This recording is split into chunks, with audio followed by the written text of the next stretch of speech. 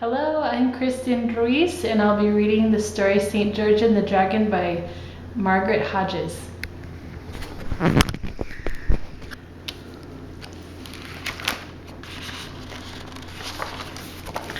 In the days when monsters and giants and fairy folk lived in England, a noble knight was riding across a plain. He wore heavy armor and carried an ancient silver shield marked with a red cross. It was dented by the blows of many battles fought long ago by other brave knights. The Red Cross Knight had never yet faced a foe, and did not even know his name or where he had been born. But now he was bound on a great adventure, sent by the Queen of the Fairies to try his young strength against a deadly enemy, a dragon, grim and horrible. Beside him, on a little white donkey, rode a princess, leading a white lamb, and behind her came a dwarf carrying a small bundle of food. The lady's lovely face was veiled, and her shoulders were covered with a black cloak, as if she had a hidden sorrow in her heart. Her name was Una.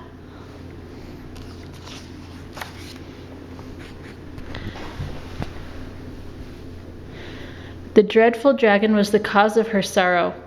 He was laying waste to her land so that many frightened people had left their homes and run away.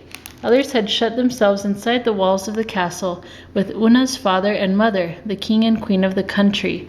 But Una had set out alone from the safety of the castle walls to look for a champion who would face the terrible dragon. She had traveled a long, long way before she found the Red Cross Knight.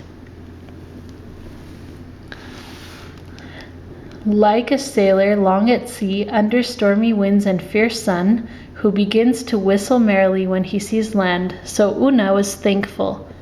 Now the travelers rode together through the wild woods and wilderness, perils and dangers toward Una's kingdom.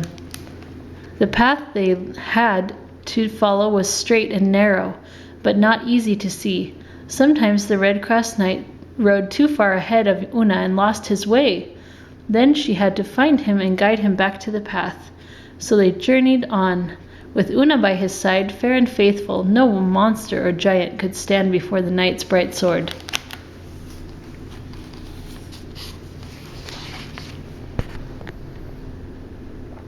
After many days, the path became thorny and led up a steep hillside, where a good old hermit lived in a little house by himself. While Una rested, the Red Cross Knight climbed with the hermit to the top of the hill and looked out across the valley. There, against the evening sky, they saw a mountain top that touched the highest heavens. It was crowned with a glorious palace, sparkling like stars, and circled with walls and towers of pearls and precious stones. Joyful angels were coming and going between heaven and the high city. Then the Red Cross Knight saw that a little path led up the distant mountain to that city, and he said, "I thought that the fairest place in the world was the crystal tower in the city of the fair queen. Now I see a palace far more lovely. Una and I should go there at once." But the old hermit said, "The fairy queen has sent you to do brave deeds in this world. That high city that you see is in another world. Before you climb the path to it and hang your shield on its wall, go down into the valley and fight the dragon that you were sent to fight."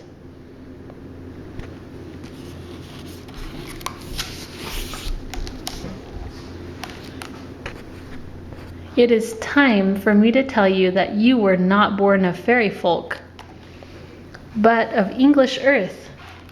The fairies stole you away as a baby while you slept in your cradle. They hid you in a farmer's field where a plowman found you. He called you George, which means plow the earth and fight the good fight. For you were born to be England's friend and patron saint, St. George of merry England. Then George, the Red Cross Knight, returned to Una, and when morning came, they went together down into the valley. They rode through farmlands where men and women working in their fields looked up and cheered because a champion had come to fight the dragon. And children clapped their hands to see the brave knight and lovely lady ride by. Now we have come to my own country, said Una. Be on your guard. See, there is the city and the great brass tower that my parents built strong enough to stand against the brassy-scaled dragon. There are my father and mother looking out from the walls, and the watchman stands at the top, waiting to call out the good news if help is coming.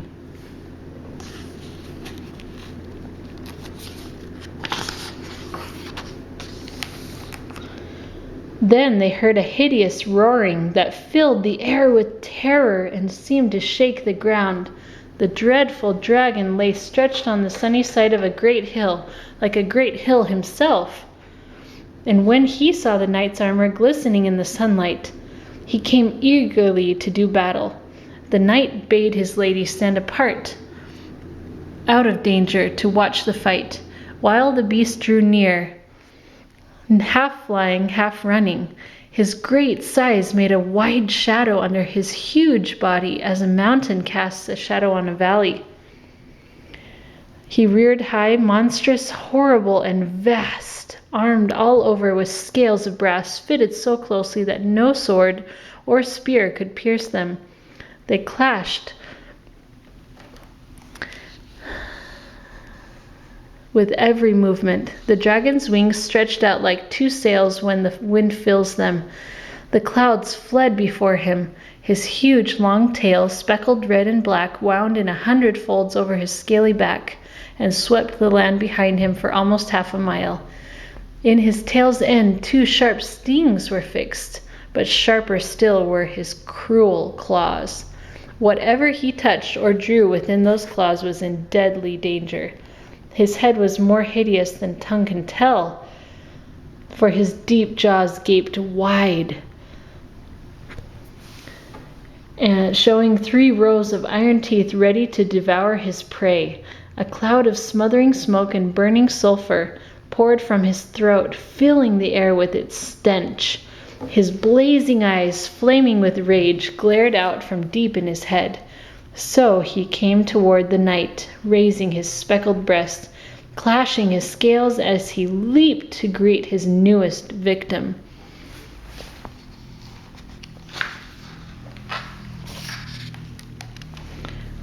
The knight on horseback fiercely rode at the dragon with all his might and couched his spear, but as they passed, the pointed steel glanced off the dragon's hard hide. The wrathful beast, surprised at the strength of the blow, turned quickly and, passing the knight, again brushed him with his long tail so that horse and man fell to the ground. Once more the Red-Cross Knight mounted and attacked the dragon. Once more in vain, yet the beast had never before felt such a mighty stroke from the hand of any man, and he was furious for revenge. With his waving wings spread wide, he lifted himself high from the ground, then, stooping low, snatched up both horse and man to carry them away. High above the plain he bore them as far as a bow can shoot an arrow, but even then the knight still struggled until the monster was forced to lower his paws, so that both horse and rider fought free. With the strength of 3 men, again the knight struck. The spear glanced off the scaly neck, but it pierced the dragon's left wing, spread broad above him, and the beast roared like a raging sea in a winter storm. Furious, he snatched the spear in his claws and broke it off, throwing forth flames of fire from his nostrils. Then he hurled his hideous tail about and wrapped it around the legs of the horse until, striving to loose the knot, the horse threw its rider to the ground.